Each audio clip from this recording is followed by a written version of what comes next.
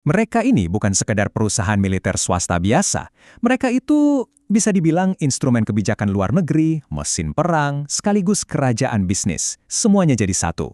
Nah, hari ini kita akan coba bedah tuntas anatomi grup Wagner, tentara bayangan dari Rusia. Mungkin kedengarannya aneh ya, soalnya di Rusia sendiri perusahaan tentara bayaran itu secara teknis ilegal. Tapi grup Wagner ini nggak cuma ada, mereka malah berkembang pesat, beroperasi di mana-mana, dari Suriah sampai ke Afrika. Jadi pertanyaan besarnya adalah, gimana ceritanya entitas hantu ini bisa jadi salah satu tangan kanan terkuat Kremlin di panggung dunia? Ini nih yang bikin mereka beda. Ini bukan model bisnis tentara bayaran pada umumnya. Lupakan deh kontrak bayaran yang simple. Wagner punya model yang jauh lebih licin dan menguntungkan. Mereka nawarin perlindungan rejim dan kekuatan militer. Sebagai gantinya, mereka ambil alih sumber daya alam paling berharga di negara itu. Jadi akan kita lihat bareng-bareng adalah bagaimana sebuah organisasi paramiliter yang kejam bisa mandiri secara finansial dan keberadaannya gampang banget disangkal menjadi alat yang sempurna untuk proyeksi kekuatan Rusia di abad ke-21.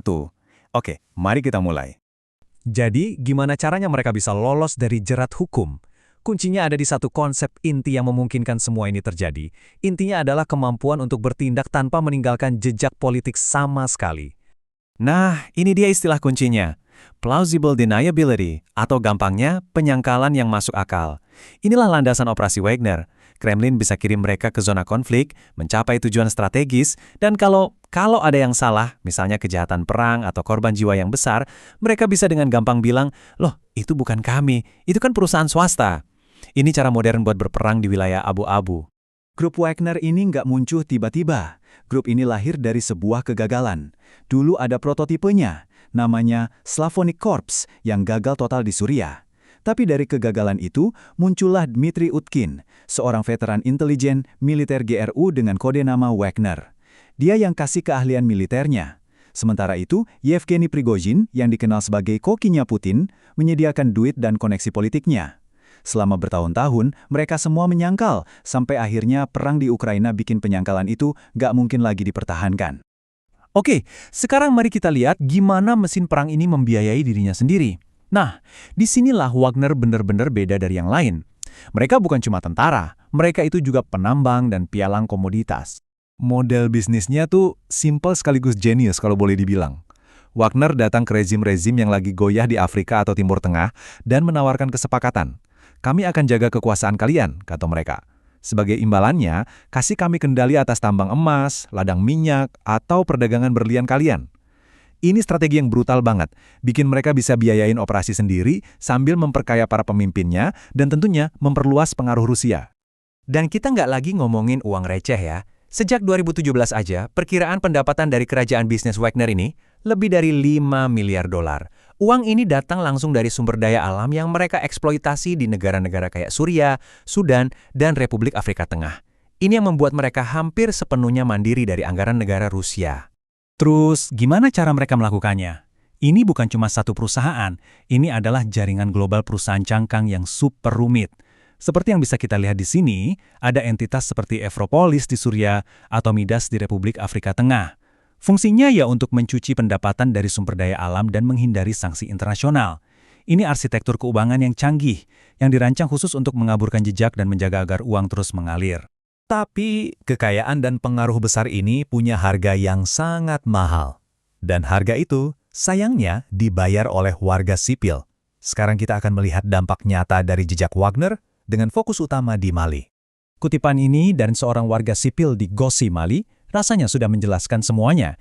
Ketika penduduk lokal lebih takut pada pasukan keamanan yang seharusnya melindungi mereka daripada kelompok teroris, kita tahu ada sesuatu yang sangat-sangat salah.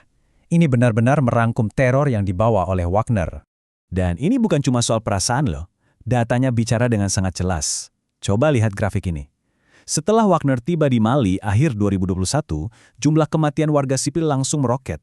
Bayangkan, hanya dalam 3 bulan pertama tahun 2022, jumlah warga sipil yang tewas itu lebih banyak dari total korban sepanjang tahun sebelumnya. Ini korelasi langsung yang nggak bisa dibantah antara kehadiran Wagner dan eskalasi kekerasan terhadap warga. Pola kekejamannya itu sistematis dan sudah banyak didokumentasikan. Di kota Moura, pasukan Mali yang didukung Wagner mengeksekusi lebih dari 300 orang, kebanyakan warga sipil tak bersenjata. Laporan dari berbagai organisasi HAM merinci penyiksaan, kekerasan seksual, sampai pemasangan ranjau di area sipil. Dan perhatikan poin tentang pemalsuan bukti. Setelah pasukan Prancis mundur dari pangkalan di Gosi, Wagner tertangkap kamera sedang mencoba membuat kuburan massal palsu untuk menuduh Prancis melakukan kekejaman mereka sendiri. Ini gabungan antara perang informasi dan kekerasan fisik. Gambar ini menunjukkan seberapa dalam mereka sudah terintegrasi. Seorang tentara Wagner berpose dengan milisi lokal. Laporan-laporan menunjukkan bahwa sejak kedatangan Wagner, pasukan lokal di sana menjadi semakin brutal. Mereka bukan cuma bertempur bareng, sepertinya mereka juga mengekspor metode kekerasan ekstrim mereka ke mitra lokal. Kekejaman ini semua bukan kecelakaan atau efek samping. Kekerasan yang ekstrim adalah bagian inti dari citra, identitas, dan doktrin operasional Wagner itu sendiri. Nggak ada yang lebih melambangkan kebrutalan ini selain Palu Godam. Ini semua berawal dari sebuah video mengerikan tahun 2017, di mana tentara bayaran Wagner menyiksa dan membunuh seorang tentara Suriah yang membelot. Sejak saat itu, Palu Godam jadi semacam simbol tidak resmi mereka. Dan ini bukan cuma budaya di kalangan prajurit rendahan, ini datang dari atas. Ketika sebuah video muncul menunjukkan eksekusi dengan Palu Godam terhadap salah satu rekrutan Wagner yang membelot, inilah tanggapan dari Yevgeny Prigozhin, kematian seekor anjing untuk seekor anjing. Dia nggak mengutuknya, dia malah memujinya. Ini adalah dukungan terang-terangan yang mengerikan, menunjukkan bahwa kekejaman ini bukan cuma ditoleransi, tapi malah dirayakan oleh para pemimpinnya. Jadi jangan salah, ini semua disengaja. Penggunaan teror yang dipublikasikan seperti ini punya dua tujuan. Secara eksternal, ini untuk menakut-nakuti penduduk lokal agar tunduk. Dan secara internal, ini mengirimkan pesan yang sangat jelas kepada para pejuang mereka sendiri. Jangan pernah berpikir untuk membelot atau menyerah. Ini adalah alat brutal untuk kontrol psikologis. Tentu saja, model yang dijalankan oleh seorang panglima perang yang begitu kuat seperti Prigozhin ternyata terlalu tidak stabil bahkan untuk Kremlin.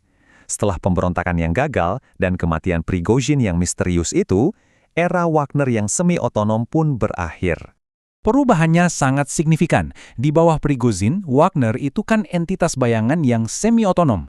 Sekarang, aset-asetnya telah diserap ke dalam apa yang disebut Korps Afrika, yang berada di bawah kendali langsung Kementerian Pertahanan Rusia dan Intelijen Militer, GRU. Ini bukan lagi operasi yang bisa disangkal. Ini sudah jadi lengan resmi negara. Pada akhirnya, Kremlin nggak menghancurkan model Wagner. Mereka cuma menasionalisasikannya. Pemberontakan Prigozhin menunjukkan betapa beresikonya punya tentara swasta sekuat itu.